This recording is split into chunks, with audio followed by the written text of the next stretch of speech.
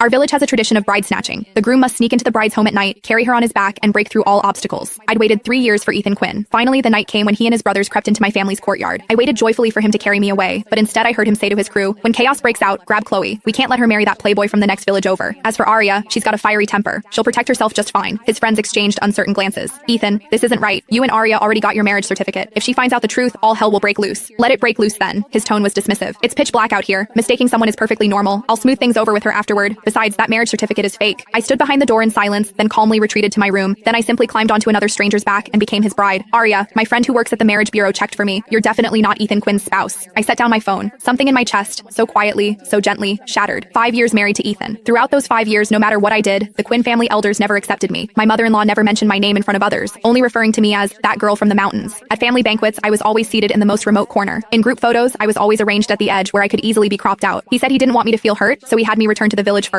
He said he'd wait until he completed our village's bride snatching ritual, followed all the proper procedures, then bring me back legitimately. I obediently returned. Though we spent little time together, to outsiders we seemed loving and harmonious enough, but I'd waited 3 years for him, saved up 3 years worth of things to say, longed for this night for 3 years. Yet he came for another woman. He'd fooled me with a fake certificate for 3 years, all just so I wouldn't discover. The person he truly wanted to capture was my stepsister Chloe. I looked at the woman in the mirror, expressionless, neither joyful nor sorrowful. Soon, commotion erupted in the courtyard. The bride snatching had begun. People were shouting, "They're here! They're here!" Someone laughed. Footsteps pounded past in chaos. Someone deliberately blocked the path. The firelight painted half the sky red. The excitement belonged to them. The excitement was for Chloe. The other group consisted of people from the neighboring village who'd come for the capture. They'd originally come to capture Chloe. According to tradition, if a girl was unwilling, she could hide away early and let them make a wasted trip. But Chloe didn't hide. She'd been waiting in her room all along, waiting to be carried away. And the person she was waiting for was my husband. The room I was in wasn't my usual one. It was Chloe's. That afternoon, my stepmother had called me over, held my hand, and spoke with rare gentleness. "Arya, tonight during the capture, you stay in Chloe's room. Your room is too quiet. The capture group won't find it easily. Those thugs coming for Chloe are troublemakers. You've always been tough since childhood, can take a beating. Not like Chloe with her delicate constitution. If she got hurt by accident, it would be terrible." I said nothing. I knew what she meant. According to village tradition, during bride snatchings, the groom's brothers would charge in first to seize the bride. The woman had to resist, struggle, fight desperately to prevent being carried away. This was called blocking the door. The harder you blocked, the fiercer you fought, the more precious the girl was considered. The harder the groom's side had to fight to carry her away. Those punches and shoves would land on you for real. My stepmother sighed, acting as though sharing her deepest thoughts. She studied my expression, testing the waters. "Besides, Ethan's from the city. He's not familiar with our customs. If you stay in this room by the entrance, he won't have to search the whole courtyard." Back then, wanting to make things easier for Ethan, I'd agreed. I'd even sent him a message with my room's location. But who knew? They'd been planning this switch all along. Outside, a louder commotion suddenly erupted. Someone shouted, "Got her! Got the bride!" People laughed, people cheered, firecrackers crackled and popped. I listened but didn't move. I knew who they'd captured. I could even picture the scene. Ethan carrying Chloe on his back, stumbling through the crowd. His brothers flanking them protectively. Someone deliberately blocking their path. People throwing things. Chloe burying her face against his back, pretending to struggle a few times. How wonderful. I lowered my eyes, refusing to look. Before long, my room door burst open. A group of people surged into the darkness. Their